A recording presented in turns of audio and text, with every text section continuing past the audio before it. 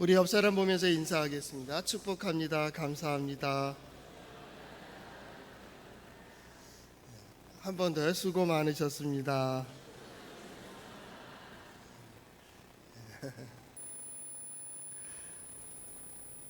오스카 와일드의 그날 이후라는 책이 있습니다. 거기에 보면 예수님께서 지상에 계실 때에 많은 병자들을 고치시고 은혜를 베풀어 주신 그 후에 되어진 일들에 대하여 그냥 그 작가가 상상을 하며 그렇게 기록을 해놨습니다. 예수님께서 다시 그 지상에 내려와서 그들의 되어진 일들을 보았습니다. 어느 한 술 주정뱅이를 만났는데 그 손이 떨리고 완전히 폐인이 되어 있었습니다. 예수님은 그에게 물어봤습니다. 형제여, 어떻게 이 지경이 되었어? 라고 물어봤습니다. 그때 그 소경이 이야기합니다. 나를 고쳐주신 분이시군요. 내가 그때 절름발이로 있을 때는 사람들한테 구걸하고 그런 대로 살아갔습니다. 그런데 다리를 고쳐주시고 이렇게 걷게 되니까 그 다음부터 사람들이 나에게 먹을 것을 주질 않습니다. 그래서 화가 나서 술주정뱅이가 됐다, 그 얘기입니다. 예수님이 깊이 생각을 하게 됩니다. 그리고 또 갈릴리로 가셨습니다. 거기서 한 불량배를 만나게 됩니다. 피투성이가 돼서 난동을 부르고 싸우고 그러는 사람이었습니다. 아니, 대낮에 이게 무슨 일이요? 라고 물어보았습니다. 그때 그 불량배가 예수님을 가만히 보더니 당신이 내 눈을 뜨게 해주신 사람이군요 라고 이야기하면서 내가 눈 감았을 때는 몰랐는데 눈 뜨고 보니까 세상이 참 엉망으로 돌아가는군요. 이 꼴을 보기 싫어. 너무 속상하고 화나서 그냥 다 지금 엎고 있는 시간 과정이라고 그렇게 얘기했다는 겁니다. 그 책을 읽어보면서 그야말로 은혜가 뭐냐라는 겁니다. 은혜가 뭐며 은혜로 은혜되는 삶이 과연 무엇일까?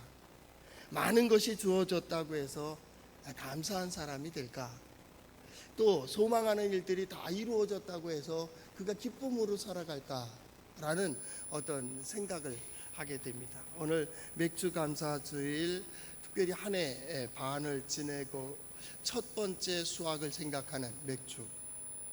거기에 우리가 지난 전반기 동안에 하나님께서 내게 베풀어 주신 은혜는 뭐며 또 나는 어떻게 고백하며 이제 후반전으로 갈까? 오늘 설교 말씀을 준비하면서 저는 생각하기를 은혜로 은혜되게 하는 시간이었으면 좋겠다. 지난 시간을 잘 정리하고 그 고백이 바르고 그 고백 결단이 있어가지고 이제 후반전에는 이제 추수해야 되는 가을을 기다리는 시간들로 향하잖아요. 그때 우리 성도들에게 많은 결실과 보람이 있는 한 해가 될 수 있기를 바랍니다. 한번 따라해 볼까요? 하나님의 말씀인 성경은 나의 신앙이요 나의 고백입니다. 하나님의 말씀은 능하지 못하심이 없나이다. 내게 무슨 말씀을 하려 하시나이까?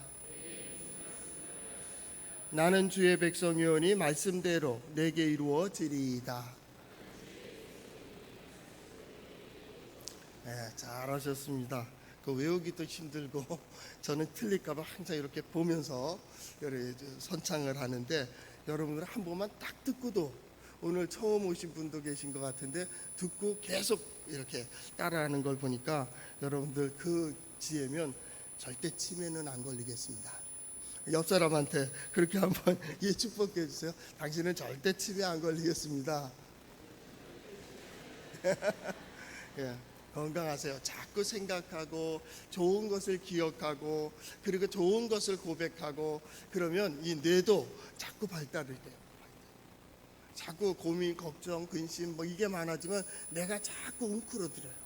자꾸 내가 에너지를 잃어서 썩는데요. 그들 표현으로 썩는데요.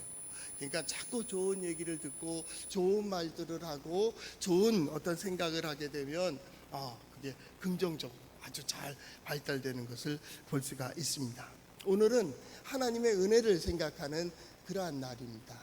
특별히 맥주감사 주일은 농경사회에서 표현됐던 고백입니다.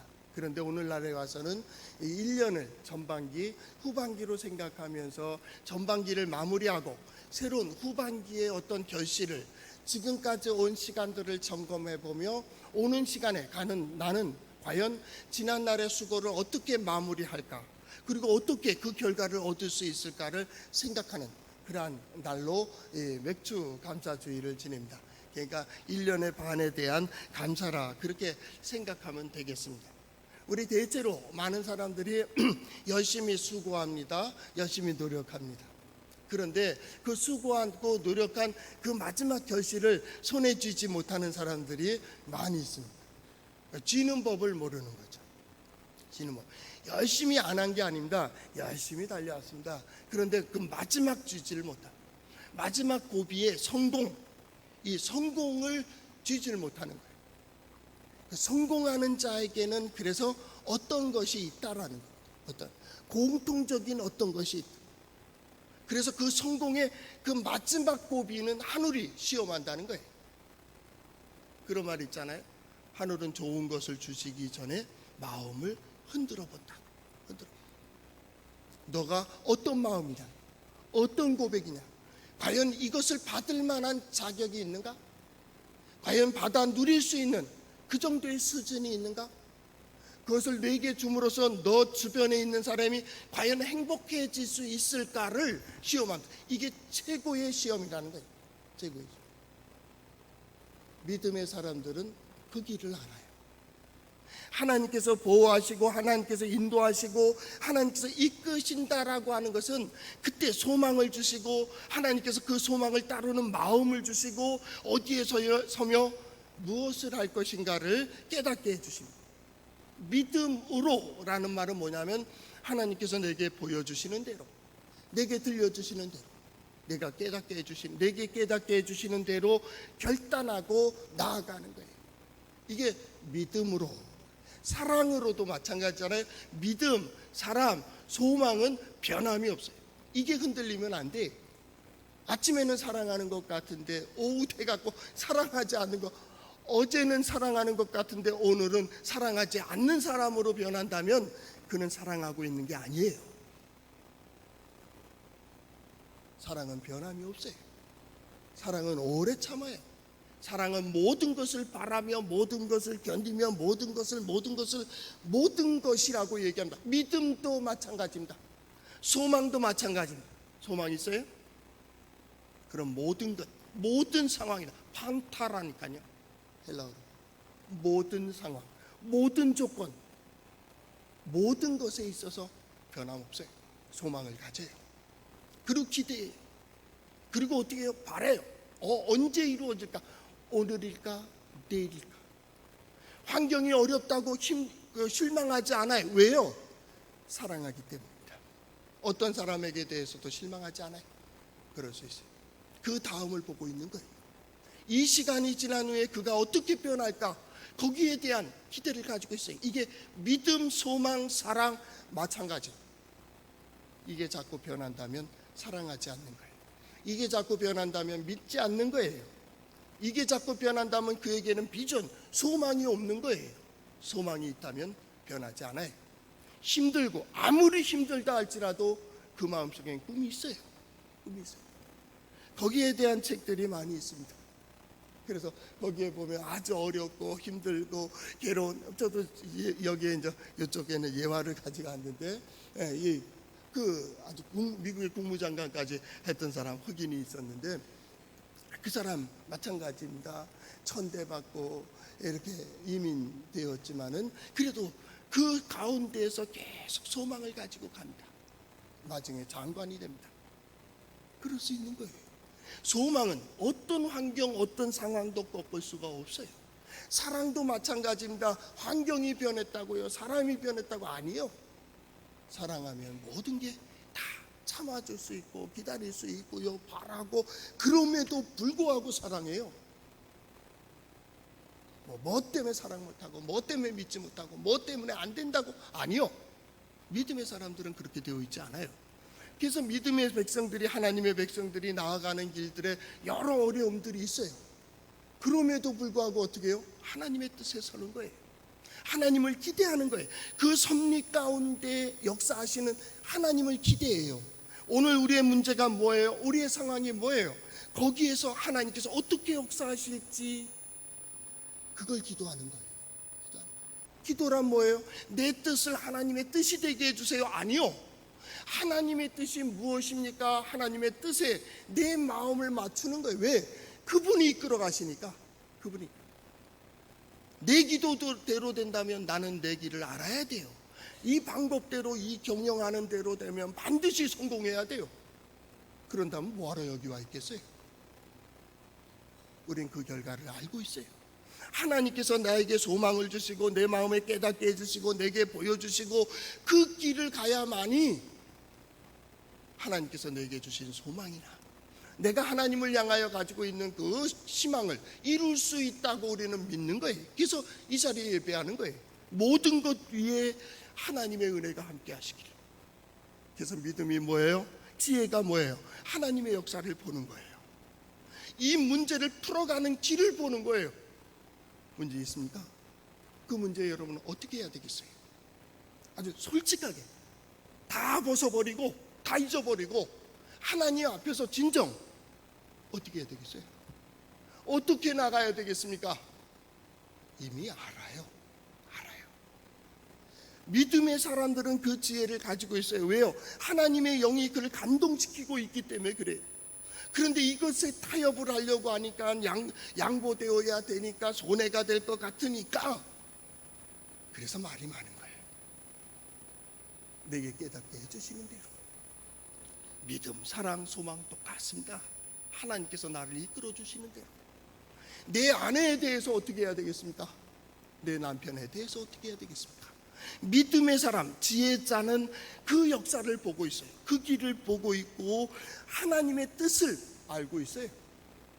내가 어떻게 해야 되는지 알고 있다고. 이게 지혜자예요.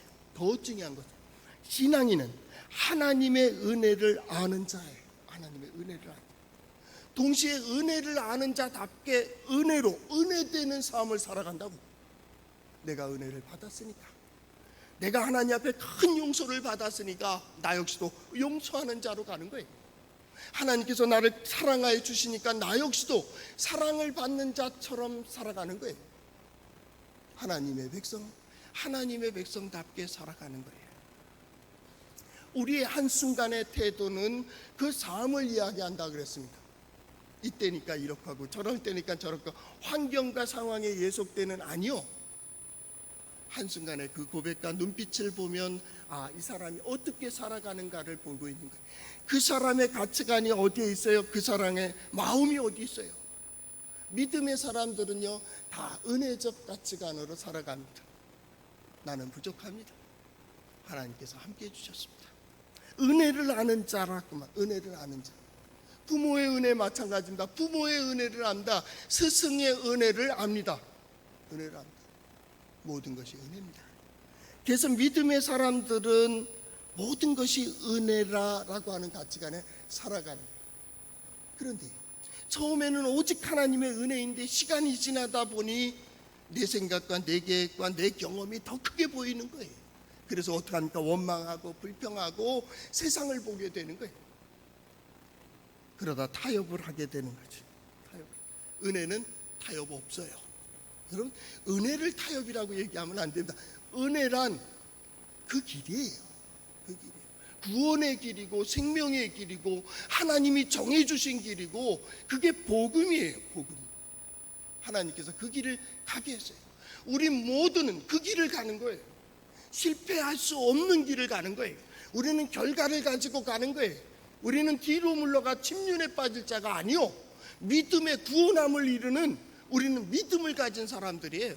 우리는 그 길을 가는 거예요. 그 길을 가며 성령께서 우리를 깨닫게 해주시는 거예요. 그래서 고백했잖아요. 하나님만이 해답이라고. 하나님만이 해답이라고. 한번 따라해 볼까요? 하나님만이 해답입니다. 예수 그리스도만이 소망입니다. 성경의 길이 있습니다. 성령께서 인도하십니다. 예, 이게 성경입니다. 하나님께서 해답입니다. 하나님의 뜻이 뭡니까? 나는 이렇게 생각해요. 하나님은 저렇게 말씀하세요. 그러면 어느 쪽 선택해야 돼요? 그건 자유예요. 마음대로 하세요. 예수 그리스도가 우리의 소망이에요. 구원받은 자로 오늘을 살아가는 거예요. 누가 뭐라고 해도 나는 구원받은 자요. 세상이 어떻게 보더라도 나는 구원받은 자요. 그래서 구원받은 자로서 내 삶을 살고 가정에 가서 살고 형제들과 살고 이웃들과 함께 살아가는 거예요. 사람들이 우리를 볼 때 어떻게 해요? 저게 하나님의 백성이고 저 그리스도인들이고 하나님을 의지한다며 하나님을 예배한다며 그렇기 때문에 다른 거예요. 그래서 성도예요. 우린 성도예요. 왜요? 거기에 은혜가 있는 거예요. 은혜란 하나님의 인도하심을 받는 거예요. 나는 도저히 앞이 보이지 않았어요. 그런데 하나님께서 나의 영적인 눈을 떠서 길을 보게 하셨어요. 나는 미련하고 어리석은 자같이 그 자리에 섰다고. 세상은 모두 어리석다 그랬다고요. 그런데 우리는 그 자리에 섰어요. 그리고 뭘 깨달았어요? 하나님의 은혜를 깨달았어요. 그때 패배하는 줄 알았어요. 그때 끝나는 줄 알았어요. 그때 죽는 줄 알았다니까. 그런데 우리는 이 자리에 와 있어요. 그리고 예배하는 거예요. 그리고 감사의 예배를 드려요. 우리의 모든 생각은 하나님의 은혜에 있어요. 우리가 구하는 것도 마찬가지입니다. 하나님의 은혜가 함께 해주시기를. 하나님께서 내가 하는 모든 것 속에 은혜로 함께 하시기를, 나가는 모든 길들 속에 하나님의 은혜가 함께 하시기를. 그게 뭡니까? 깨닫게 해주시고 인도해 주시고 보호하시고 그러는 거예요. 믿음의 사람들이 이 시대에 살아가며 우리는 타협할 때가 많아요. 합리적이고 상대적인 가치관 속에서 원망하고 불평하고 어쩔 수 없이 그러니까. 믿음의 사람들에겐 고집이 있어야 돼요. 무엇입니까? 변함없는 고집입니다. 하나님께 대한 겁니다. 말씀에 대한 겁니다. 성령의 인도하심에 대한 고백입니다. 이건 변함이 없어야 됩니다. 그래야 나중에 할 말이 있습니다. 어려웠기 때문에 변명하지 마세요. 빌립보서 2장 13절 14절에 말합니다. 너희 가운데 행하시는 이는 하나님이시니 너희로 소원을 두고 행하게 하시나니. 하나님께서 우리에게 소원을 주시고 그 소원을 이루도록 우리에게 인도해 주신다는 거예요. 그러므로 너희는 원망하거나 불평하지 마라. 왜 원망하고 불평해요? 하나님의 은혜 가운데 사는 사람이 왜 원망하고 불평할까요? 처음에는 오직 하나님이에요. 하나님 도와주세요. 하나님 인도해 주세요. 내가 오늘 이 자리에 온 것도, 내가 이 일을 하는 것도, 내가 이렇게 누리는 것도, 내가 이렇게 사는 것도 다 하나님의 은혜예요. 그런데 시간이 지나면서부터 하나님보다 내가 커지는 거예요. 내 지식이 커 보이고, 내가 경험한 게 크고, 내가 수고하는 게 크고, 그래서 자꾸 자신이 커지는 거예요. 어떻게 돼요? 그래서 불평하는 거예요. 원망하는 거예요. 나는 이런데 너는 이렇게 되는 거예요. 하나님의 말씀이 뭘 얘기합니까? 선지자가 무엇을 말합니까? 오늘의 말씀 선포자들은 무엇을 얘기해야 됩니까? 아니 우리가 마땅히 서야 될 자리에 서자고. 시대가 무감각해 가고 있습니다. 그래서 이 시대를 향해서 감사할 줄 모르는 세대, 바꿔 말하면 감각이 없는 세대입니다. 무감각해졌습니다.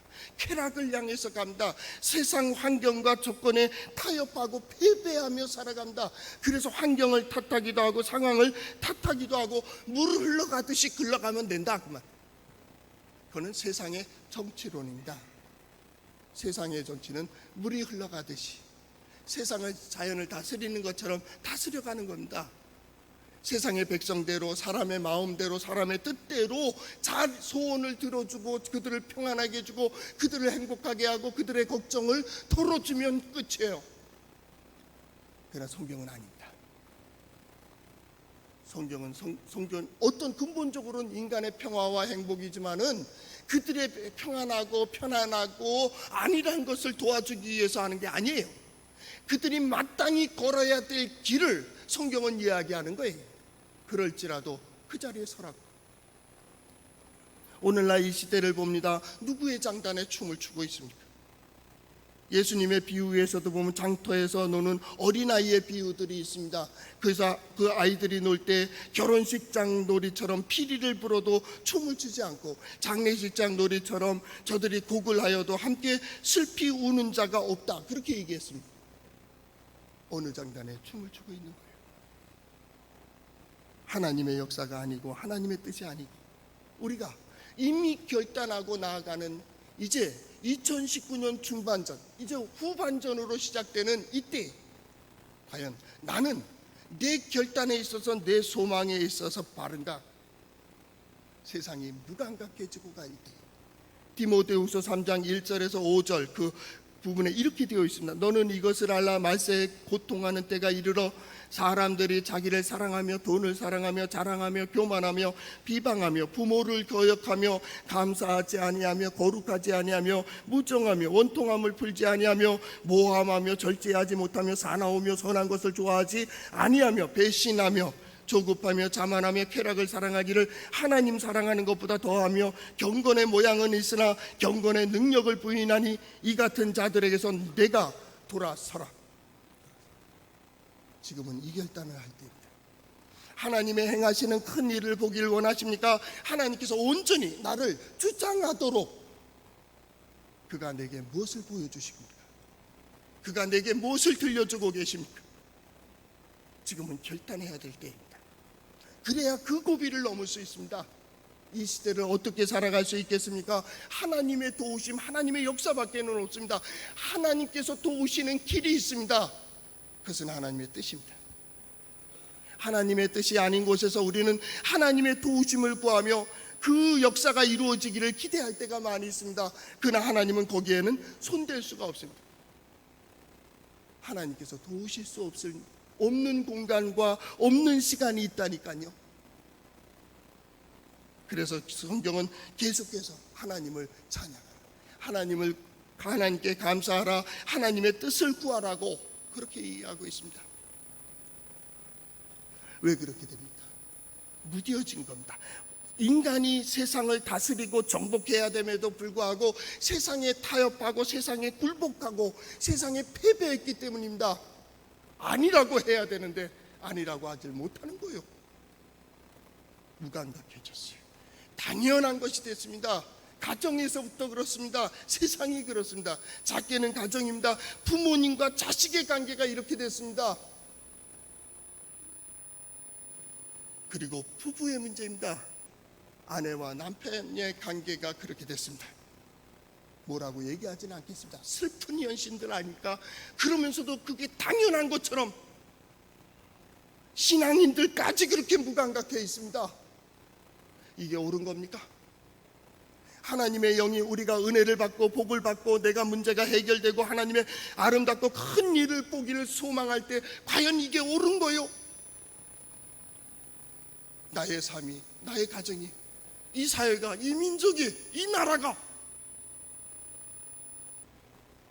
서두에 하나님께서 손댈 수 없는 곳이 있다고 했습니다. 아니, 심판을 위하여 남겨둔 곳입니다. 흔히 말하는 티쿤 올람이라고 하는 겁니다.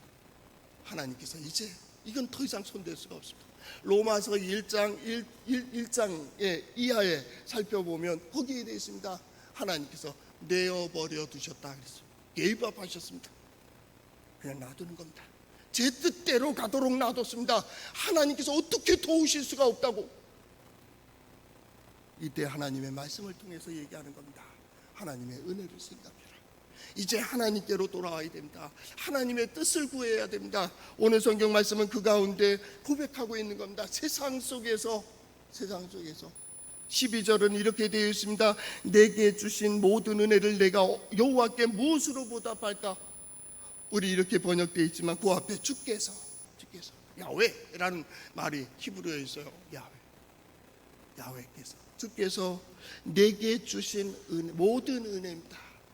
하나님께서 내게 주신 모든 은혜입니다. 은혜로 보는 자들은 모든 게 은혜입니다. 내 능력과 내 실력과 내 어떤 것이 아닙니다. 내 모든 것 위에 우리 보편적 은혜라는 게 있습니다. 심은 대로 거둡니다. 아침과 저녁이 되는 겁니다. 봄, 여름, 가을, 겨울이 되는 겁니다. 이게 보편적 은혜입니다. 그것은 의인이나 악인이나 모두입니다. 수고한 데서 거둔다. 수고하지 않는 데서 거둔다면 그는 도둑입니다. 적게 심고 저 많은 것을 거두려고 한다면 그것도 도둑 심보입니다. 그럴 수 없습니다. 수고한 데서 수고한 대로 거둬야 됩니다. 이것도 복입니다. 어떤 사람들은 수고했는데 수고한 대로 거두질 못하고 있습니다. 이것 때문에 불합리합니다. 하나님을 떠난 역사가 그렇게 되어 있습니다. 그래서 그 다음 두 번째 특별 은혜입니다. 은총적 은혜를 얘기합니다. 그럼에도 불구하고 하나님께서 보호하십니다. 나는 이 정도가 아닙니다. 그만큼 하질 못합니다. 그러나 하나님께서 그만큼 감당하도록 합니다. 그 수고로 그런 것이 나타날 수가 없습니다. 우리는 기적이라고 합니다. 이적이라고 합니다. 지금 발버둥 쳐도 어떻게 할 수가 없습니다. 정치가 그렇겠습니까? 경제가 그렇겠습니까? 이 사회가, 이 교육이 그렇겠습니까? 학교의 선생님이 아이에게 조금만 열정을 가지고 야단을 치면 그대로 학부모들한테 지탄을 받습니다. 이게 교육이 제대로 되겠습니까? 이 사회를 보십시오. 이 정치를 보세요. 얼마나 위기의 때, 위기의 역사의 교훈이 있음에도 불구하고 똑같은 길을 가고 있는 누구 문제가 아닙니다. 우리 문제입니다. 여기에 우리 신앙인이 있다고 합니다. 인구의 4분의 1 혹은 5분의 1이 기독교인입니다.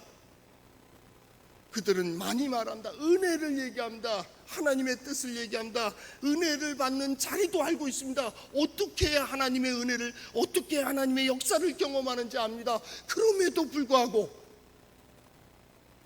그 자리에 서기를 주저하고 있습니다. 후반전을 위하여 감사합니다. 지난 시간들을 마무리 짓는 이 시간, 그래도 그 시간 속에 내가 수고한 대로였습니까? 저녁에는 계획을 했습니다. 내일은 이런 일들을 해야지, 이 사람들을 만나야지, 그 옆에다 기대치를 둡니다. 이런 것이 이루어졌으면 좋겠다, 이런 것이 이루어졌으면 좋겠다. 그리고 기도합니다. 하나님 이루어주세요. 그리고 아침이 됩니다. 눈을 뜨지 못했습니다. 우리 선배 일기장입니다. 오늘 눈 떴다는 것도 기적입니다. 호흡한다는 게 기적입니다. 그리고 만난다는 게 기적이고요. 아내가 옆에 누워있고 아내가 옆에 있다는 게, 남편이 있다는 게 기적입니다. 그리고 자녀들이 있다는 게 기적이고, 부모님이 아직도 살아계시고 만날 수 있다면 기적입니다. 언제 눈 감고 뜨지 못할 때가 옵니다. 만져주고 싶어도, 보듬어주고 싶어도 보듬어주지 못할 때가 옵니다. 하나님을 떠난 어리석은 인간들의 역사가 뭡니까? 후회입니다. 후회할 짓을 왜 합니까? 그렇다면 우리가 하나님께서 나에게 후회하지 않는 삶으로 이끌어 주시는 그 이끄심을 따라 오늘 결단해야 됩니다. 그게 은혜입니다. 은혜입니다. 하나님께서 오늘 기도자가 기도하듯이 굳게 하신 겁니다. 굳게 하신 것 절대 굳게 안 하십니다. 우리가 100일을 기도하고 1000일을 금식해도 하나님은 절대 안 바꾸십니다. 하나님께서 굳게 하신 것 절대 굳게 안 하십니다. 그 길을 가야 됩니다. 그 자리에 서면 됩니다. 그 자리 아닌 곳에서는 하나님의 은혜가 없습니다. 우리는 은혜의 자리를 알고 있기 때문입니다. 하나님께서 그동안에 우리를 그곳으로 인도해 주셨습니다. 내게 베푸신 모든 은혜를 내가 어떻게 보답할까? 내가 구원의 잔을 들고 여호와의 이름을 부르며, 구원의 잔이 뭡니까? 감사의 잔이잖아요. 구원의 잔을 들고 여호와의 이름을 부르며, 누가? 하나님이 해주셨다는 거예요. 누구 앞에서요? 여호와의 모든 백성 앞에서.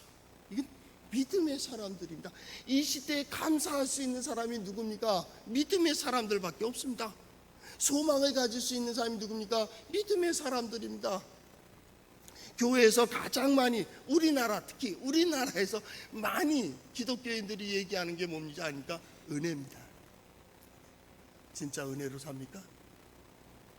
은혜로 사는 사람의 생각이 그렇습니까? 은혜로 사는 사람의 말이 그렇습니까? 은혜의 더 중요한 것은 은혜 받은 자의 삶입니다. 이게 은혜로 은혜되는 겁니다. 이 1월 달서부터 6월 달까지 하나님의 은혜 가운데 살았다면 그 은혜로 자만할 수 없는 이유는 그다음 후반전이 있기 때문입니다. 은혜로 은혜되게 하는,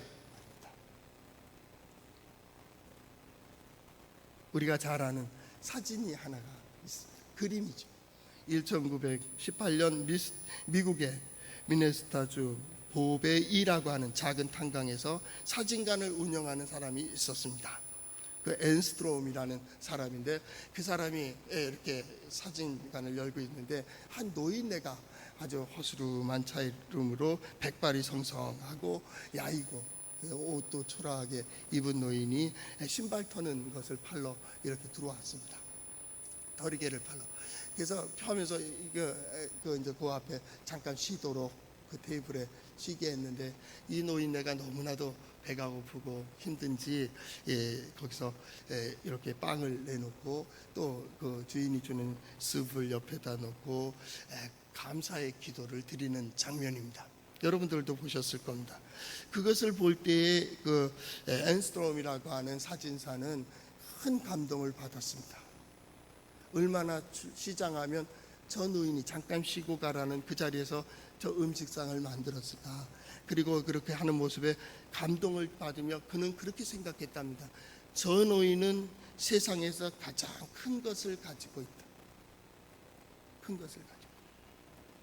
그래서 얼른 그 노인을 보면서 이렇게 기도하는 동안에 사진을 찍었습니다. 그리고 그 사진을 딸이 이제 나중에 보게 되는데, 그 딸이 그것을 유화로 그림을 그렸습니다. 그래서 그 밑에 제목을 그레이스, 은혜라는 은혜. 오늘날 우리 알려지기는 감사의 기도라고 해갖고 노인네가 이렇게 기도하는 그런 사진을 보았습니다. 그 뭐죠? 그 은혜라고 하는 것은 그 사람을 변화시킵니다. 환경을 이길 수 있는 힘을 줄 뿐만 아니라 그 은혜로운 모습을 보는 사람들이 변화돼요. 특별히 오늘 성경 말씀에 나오는 여호와의 모든 백성 앞에서 나는 나의 소원을 갚는다.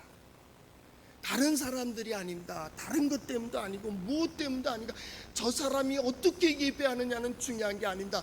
나는 내가 받은 은혜를 하나님 앞에 이렇게 고백하겠다. 후반전을 시작합니다. 여러분들, 은혜 받은 그 모습이 먼저는 가정을 변화시키고 가족들에게 소망을 주고 말해요. 은혜로 은혜되는 그러한 삶으로의 출발이 될 수 있기를 바랍니다. 기도하겠습니다.